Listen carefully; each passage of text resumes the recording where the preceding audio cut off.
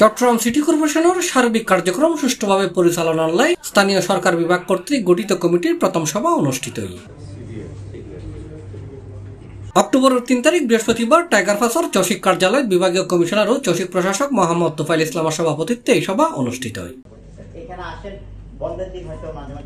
সভাপতির বক্তব্যে চসিক প্রশাসক মোহাম্মদ তোফায়েল ইসলামে হয়ে এখানে কোনো প্রতিনিধি আসা যাবে না, আসলে না আসবেন, কিন্তু ওর বাইরে যদি আপনি কেউ সই করেন বা আপনার যদি কোনো কাজ করানো হয় পুরোটাই হয়ে যাবে ইল্লিগাল, কারণ বলা হচ্ছে এখানে তত্ত্বাবধায়ক প্রকোষ্ঠ সদস্য বলে নাই।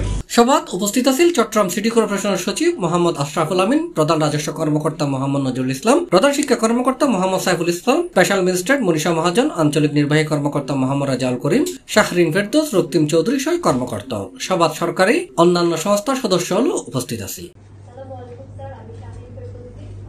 C+ চট্টগ্রাম।